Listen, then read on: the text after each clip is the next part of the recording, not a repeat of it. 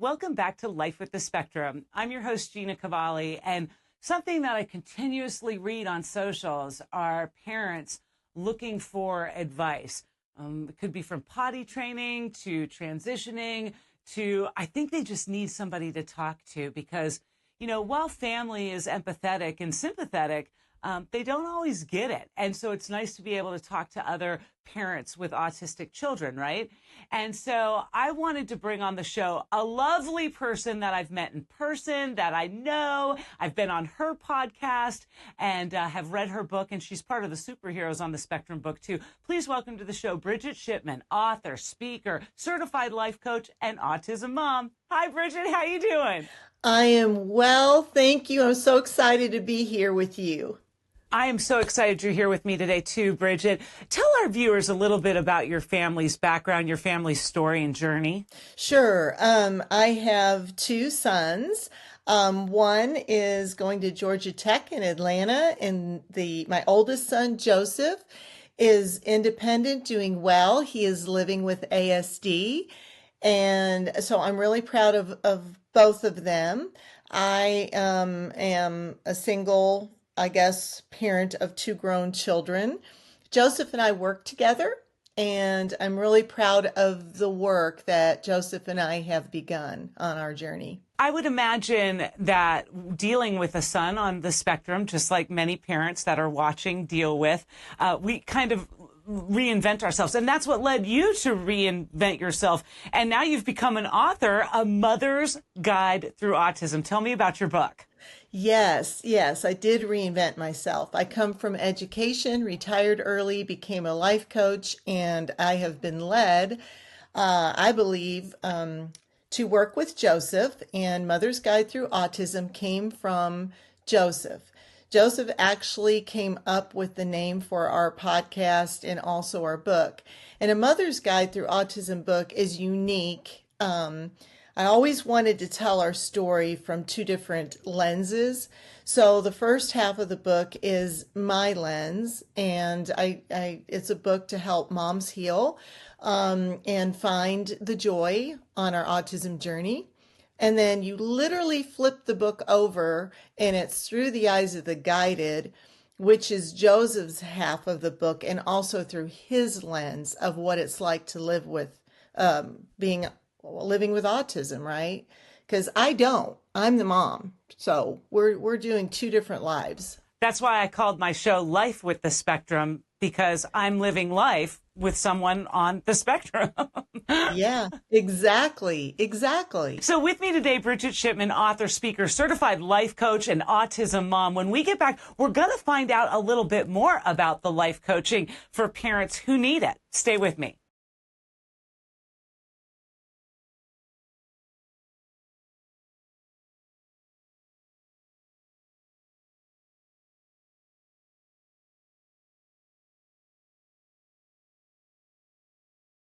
Welcome back to Life with the Spectrum. I'm your host, Gina Cavalli. With me today, the lovely Brigitte Shipman, author, public speaker, certified life coach, and autism mom. Most importantly, you get it, right?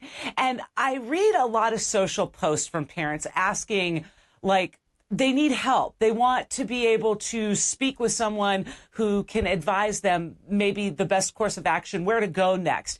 And you mentioned that you do life coaching. So tell me what that looks like for, individuals that are not living life with the spectrum and individuals who are living life with the spectrum. Yeah, so my niche are autism moms, and I chose that because, hello, I am one. And what I find is after a diagnosis, any part of the autism journey, what becomes difficult as a mother is the lack of support. So many of the moms that I coach just say, I've tried this, I've tried that, but nobody really gets it. But you do, because obviously you've lived it. And I have done all the work myself. And I think what really happens is we get engulfed with grief, with guilt, with overwhelm, like you said, what's my next step? Now, I chose that niche because I kept getting people just randomly asking me to help them with that. But the other side of the life coaching coin is I meet you where you're at. And I listen very closely and I help you navigate whatever it is that you're searching for. I can tell you some of the posts that I've been reading, Bridget, are I just found out my child's on the spectrum. What do I do? Who do I go to? Where? And this is outside of the pediatricians and things they need to do for their children. They are so looking to belong to organizations and foundations, but they don't know the right steps to take. And they really don't know how to even start navigating the journey because I believe they're so inundated with information. It kind of gets clouded for them, you know? Oh, It did for me. oh, hey, me too. And Joseph is now 32. So when I started this journey, there wasn't enough information, right? And now we have so much information. It's very confusing. And like we all know, if you've met one autistic person, you've met one. So we need to individualize our plans for our kids. And that's why it's so overwhelming because each kid is different. Amen to that. Yeah. Yeah. Right. I meet with kids once a month with Table Talk Junior, and they're all so different. And then I meet with adults for Table Talk Adults, and then the Girls' Day Out, and each one of them bring a certain skill set, a certain, the abilities in their disabilities are just so far and wide and ranging. And I think there's really a glimmer of hope for all parents, no matter the severity of that autism. And I think having a life coach like you can give that to them, right? Yes. I mean, I certainly give 110% to this. The reason I chose this as a niche was, yes, I'm a mom, but also I think back of young Bridget. And I think, oh, what I wouldn't have given to be able to work with somebody to really help me with the things that I was feeling that I wasn't even aware that I was in grief. So, and also what the next steps would be, somebody to just help me navigate this whole thing, right? And sometimes it really does take talking to someone that understands, because a lot of family members don't get it. And a lot of your friends don't get it. They say they do, and they're compassionate and empathetic, but they don't get it at the end of the day. Right? They don't get it. Now, Bridget, you were also featured chapter 29 of Superheroes on the Spectrum, a great book that both you and I and our family's journeys are inside. How fun was that to be part of someone? I mean, you're already an author on your own merit, and then to be asked to contribute to someone else's book. How did that make you feel? It made me feel so, I was so thankful. First of all, I was grateful. And one of the main reasons I was grateful is because Joseph also got to be a part of the project, and it really was uplifting for him personally. The other thing is I got to meet really excellent group of parents and people living with ASD like you. The networking there, the community, the support that I gained through that project was just fantastic. It was above and beyond what I could have hoped for. It was really fun going to New York City and taking Lyric to see all the big lights and the flashiness. I mean, he was running the streets of New York like you thought he lived there. I was like, I love Lyric in New York too. That is Joseph's favorite place. I'm directionally challenged, and my son Joseph took me around New York, and like he knew what he was doing. He had no difficulty finding his way around, but I did. And I'll mention this too. It's funny because a lot of kids have sensory issues, right? A lot of adults have sensory issues. It was really weird to see how many kids and adults on the spectrum came and had no sensory issues in the bright lights and the heart of Times Square with all the lights and the sounds and the taxi cabs and the this and our kids were flourishing. It was like they belonged there, right? It was beautiful. It was beautiful. When we all came together at Times Square, we got to see our book up on the screen, and there's a picture of Joseph and I, and he took it, and I looked like the kid with wide eyes, and I couldn't believe. Yeah, exactly. And Joseph was like all calm in the picture, like, hey. Right. You're a public speaker too, Bridget. So what do you go out on the trail and talk about? I talk about, I have spoken mostly on how to find more joy on your autism journey. That is one area that I speak about. I speak about, spoken to educators because I feel like we want to create an inclusive society. So I speak about how we can support the teachers, the communities, and also the students that are neurodivergent.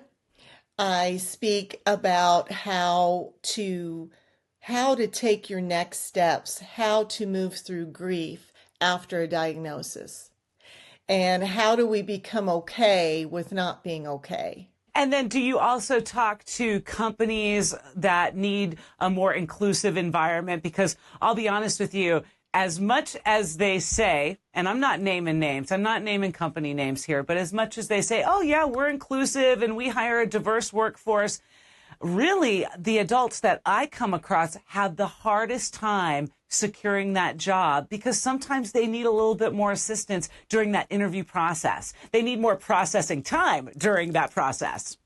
That is one of the main areas other than education and helping parents that I want to work on. So I absolutely agree with you. We need I am willing. I've gone to speak to some workforce folks locally.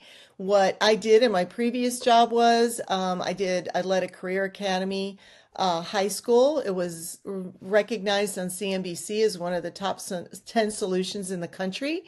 And I'm taking that model, but totally changing it to fit inclusion because it takes a community. So if our workforce and our educators and we all come together and really understand how the neurodivergent brain works, and it could be simple, very simple areas to change in the workforce to help our young adults and adults to use these God-given talents that people just aren't aware how much they can give and add to a workforce.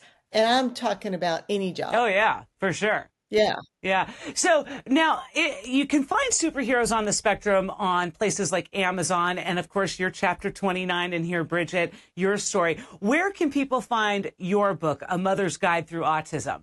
Yes, you can find us on Amazon. Mother's Guide Through Autism. You can also go to mothersguidethroughautism.com and learn more about us. You can check out our podcast. Everything we do is Mother's Guide Through Autism. You can read about how we came up or how Joseph came up with that name because it's just you will need a tissue because it's very, very, very deep and inspirational.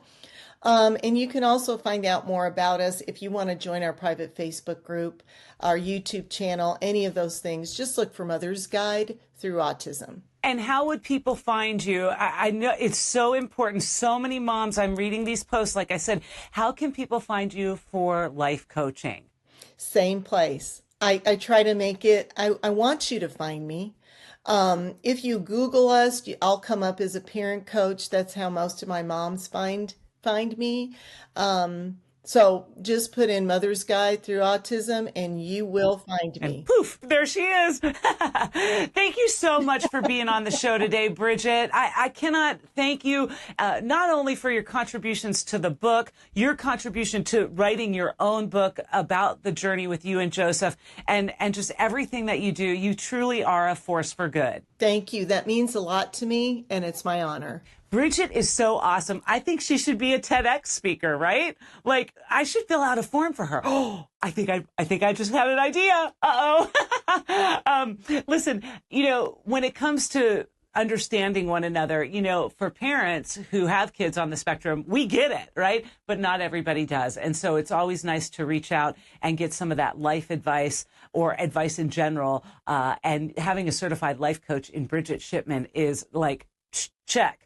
And then to know that she's an author and you can read her family's journey, her son's journey, her journey through A Mother's Guide Through Autism. I mean, check. And then her public speaking appearances. Where is she going to be next? You can grab all of this information again through A Mother's journey through autism.com. Thank you so much for coming back. It is a journey. Each and every week, we try to talk to people who are really making a difference in the world of disabilities. And with the heavy concentration on being on the spectrum, I wanted to preface next week, I've got a very special author coming on the show that writes children's books, because something else that I'm seeing on these social media posts are, how do I talk to my child? What kind of books can I read with my child that let them understand that they're a little bit different right there at 3-4 years old? I got you. And that's coming up next week, so you don't want to miss that. Thanks again for checking in each and every week to Life with the Spectrum. See ya.